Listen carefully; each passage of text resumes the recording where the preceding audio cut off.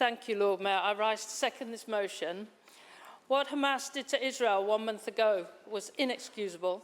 No amount of provocation, whether over 1 day or 75 years, could justify premeditated taking of innocent hostages or the unbearable barbarity towards children, families, elderly and young people enjoying a peace concert. But neither can there be justification for reprisals that replace one family's horror with another family's horror, forcing the movement of over 1 million people, killing thousands of men, women and children in airstrikes, wiping out hospitals, mosques, cutting off water, food, medicine and aid. From afar, it seems like more than reasonable self-defence. We cannot ignore the wider decades-long dispute between Israel and Palestine that has led to so much hatred, violence, bitterness and fear. But time and again, events in our world have shown reacting with violence only results in more suffering and more violence. My heart these last 4 weeks is like I have a brick in it. Viewing social media and watching the news is heartbreaking.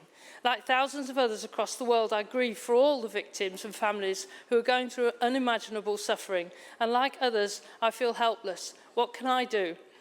At home, I see polarisation of friends and neighbours, an increase of fear, mistrust, anger and hate across our communities. I see community, faith and political leaders both taking sides and being challenged to take sides. And I take comfort from leaders like Layla Moran, Alex Sopel, Saeed Ovazi and Nazir Afzal, who try to reassure us that it is possible to grieve, to be angry, to protest and to question without taking sides, without hatred, but with respect and understanding. As Layla Moran said, you can be pro-Palestinian and care about terror in Israel and releasing of hostages.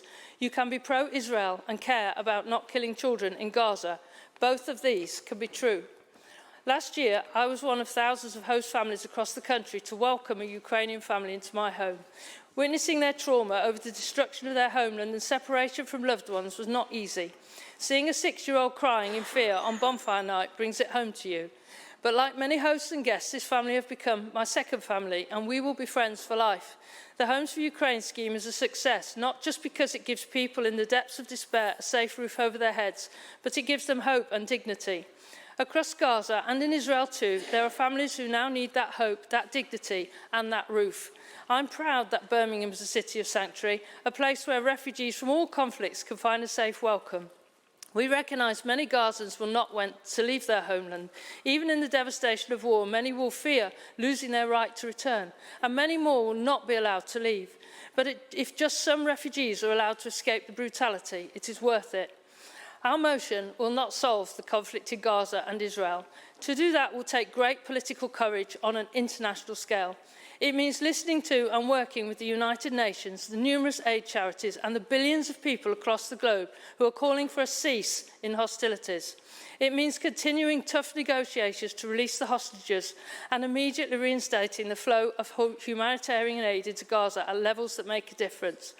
But on top of that, it needs a serious international collaboration to achieve a lasting two-state solution where both communities can live and prosper in peace and friendship, where war and hate is dispatched to the history box, and where 6-year-olds are not terrified of fireworks.